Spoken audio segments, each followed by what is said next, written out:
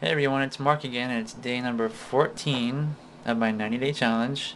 So it's 2 weeks into the progress, and right now what I'm doing is I'm editing, and I want to show you guys a thing that I noticed on this shot here. Now I composited this final shot. I put the ocean in the background, and to do that I have a picture of the ocean. And Captain Quill is here, and he's got this green screen behind him. And when I play it, see if you notice anything here. Good job, Ruber. Well, back on course. Okay, so it's a really simple shot. And if you notice, between the two shots, we have the ship, which has this sort of purplish ocean background. And then the shot before it with Captain Quill has a navy blue background. So I don't know if I'm going to take this this image of the ocean and change the colors here, or if I should change the colors on these shots with the ship leaving the scene here. So I had to work on that, and I also worked in. Let me see. I don't want to show you guys everything.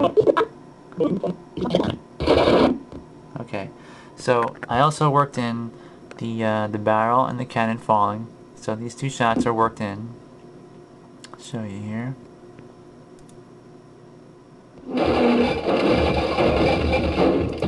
Alright, so let's see. So the timing was good, and it falls properly, as well as,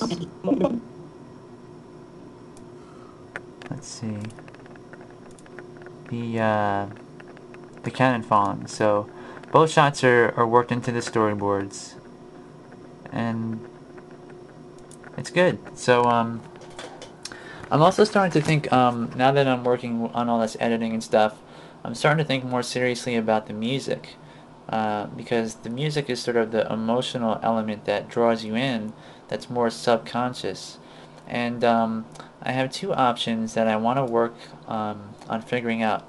One is to hire either a guy named George Shaw, and he is a Chinese American guy, and he's worked with big orchestras, violins, and trombones, and all kinds of instruments.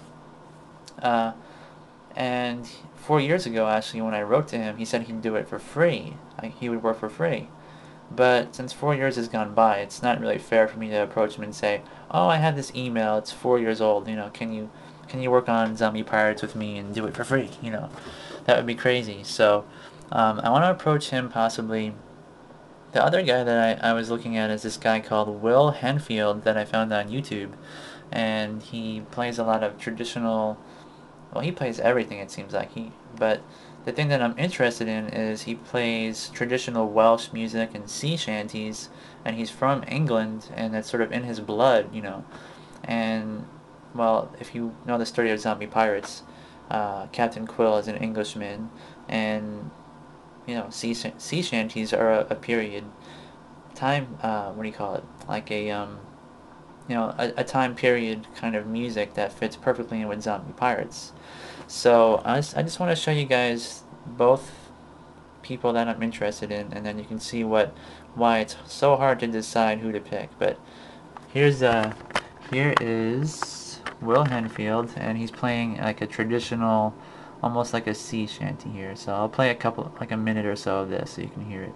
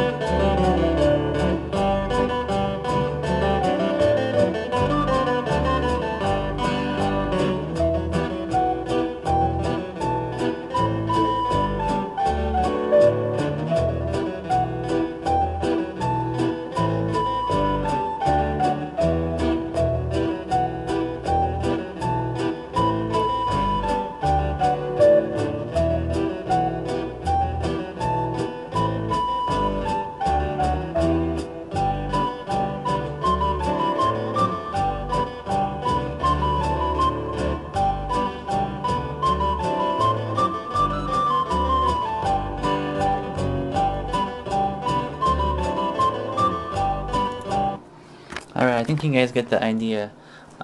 His music is a little bit more upbeat, and it fits with the theme really well. So I kind of like that. But then we have George Shaw, who has music that's a little bit more reflective, a little bit more emotional.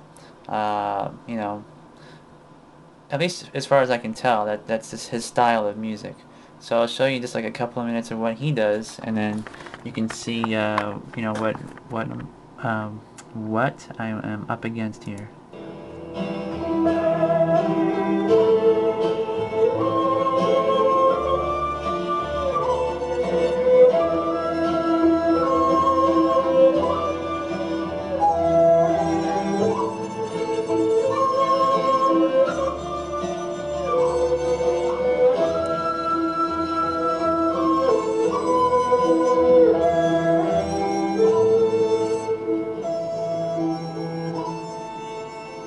Hey guys, this is George. I'm a composer, and I just want to share with you some of my latest music.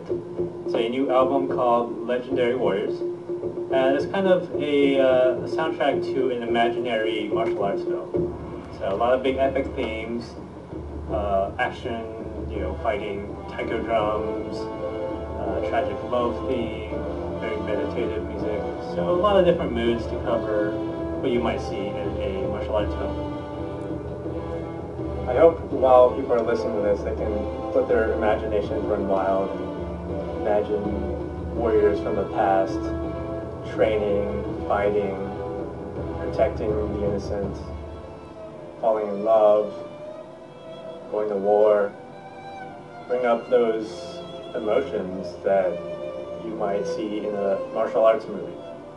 For me, it was an artistic exploration of my own heritage as a Chinese American, and actually a few years ago I found out that I was a quarter Japanese.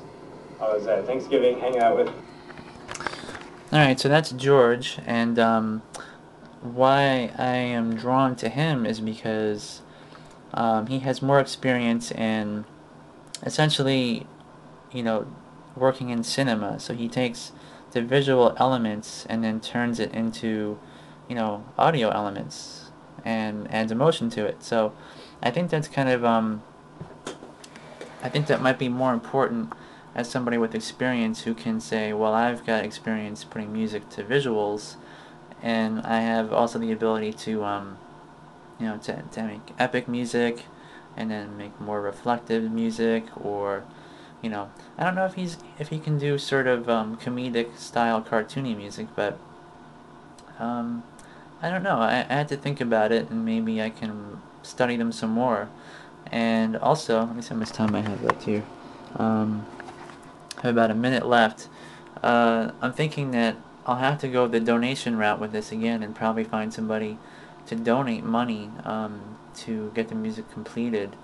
And I've been fortunate enough where a lot of people have donated in the past for things like silicone, for making the molds of the puppets and so forth, and so I think that I can get donations for it, but right now I still want to sort of study what who is the best person for the job.